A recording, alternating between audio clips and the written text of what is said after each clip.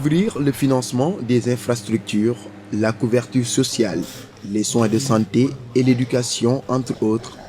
Les recettes fiscales, principale source de revenus des États, sont incontournables pour financer le développement. Dans la zone de l'UEMOA, l'Union économique et monétaire ouest-africaine, le taux moyen de pression fiscale se situe à 13,8%, alors que l'objectif communautaire recherché est de 20% au minimum. Pourquoi le taux est faible? Il y a plusieurs facteurs qui l'expliquent. D'abord, c'est connu, dans nos États, il y a le poids du secteur informel qui généralement est sous-imposé ou pas du tout. Ça, c'est une des premières raisons. L'autre raison qui est structurelle, qui est là, c'est parce que la pression fiscale, c'est un rapport entre les ressources et le produit intérieur brut. Le produit intérieur brut, dans la plupart de nos États, le poids de l'agriculture est important. Or, pour des raisons sociopolitiques, l'agriculture n'est pas fiscalisée. Alors vous avez un pourcentage important au dénominateur qui contient 30%, mais au numérateur, il n'y a pas d'apport. Donc cela, effectivement, peut tirer la pression fiscale vers le bas. Une mobilisation optimale des recettes fiscales reste un défi majeur pour les États membres de l'UEMOA. C'est fort de ce constat que l'institution d'intégration sous-régionale a adopté diverses réformes en vue d'assurer un développement harmonieux des États membres. On a mis en place un plan d'action de mobilisation des ressources internes où des actions précises ont été identifiées donc par la Commission et proposées au Conseil des ministres qui les a adoptées et a invité à ce que tous les États membres mettent cela en place et nous faisons un suivi. Il y a également un autre cadre pour l'évaluation des dépenses fiscales. Comme je l'ai dit, les dépenses fiscales, ce sont les exonérations qu'on donne dans le cadre des conventions et autres pour essayer de mieux les encadrer. Parce que vous savez que les dépenses fiscales obèrent beaucoup les recettes fiscales. C'est-à-dire c'est une renonciation aux recettes. Donc, il y a un code d'investissement ou un code minier, on peut donner des avantages à l'investisseur qui vient. Donc cela vient en moins des recettes fiscales. Donc pour cela, nous essayons de procéder à un encadrement. Donc ce sont ces genres d'actions et nous faisons un suivi annuel au niveau de chaque État sur les questions de dépenses fiscales. Donc il y a un plan d'action pour mieux mobiliser les recettes fiscales. Il y a également un cadre pour mieux suivre l'évolution des dépenses fiscales.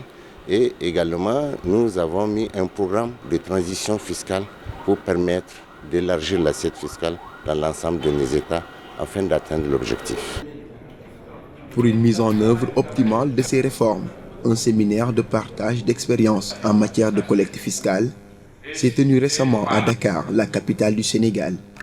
C'est justement le pays ayant le taux de pression fiscale le plus élevé de la zone de l'UEMOA, avec 18,2%. Le Sénégal a réalisé de bonnes performances au vu de la trajectoire de ses taux de pression fiscale, qui effleurent depuis 2015 le seuil communautaire. Cette performance du Sénégal avec un taux de pression fiscale de 18,2% s'explique par des mesures qui ont été prises dans le cadre de la SRMT, qui sont des mesures d'adaptation de l'administration fiscale, des mesures de politique fiscale et des mesures à caractère institutionnel, entre autres. Actuellement, il y a des perspectives d'atteindre en 2024 un taux de 19% et probablement un taux de 20% à l'horizon 2025. Donc si la tendance des recettes est maintenue, le Sénégal pourrait atteindre ce taux à l'horizon 2025. Le Sénégal a été choisi pour partager son expérience en matière de mobilisation des recettes fiscales avec d'autres États de l'Union, tels que la Côte d'Ivoire, le Bénin, le Burkina Faso, la Guinée-Bissau, le Mali et le Togo. La Guinée-Bissau, c'est le seul pays lusophone au niveau de l'UEMOA.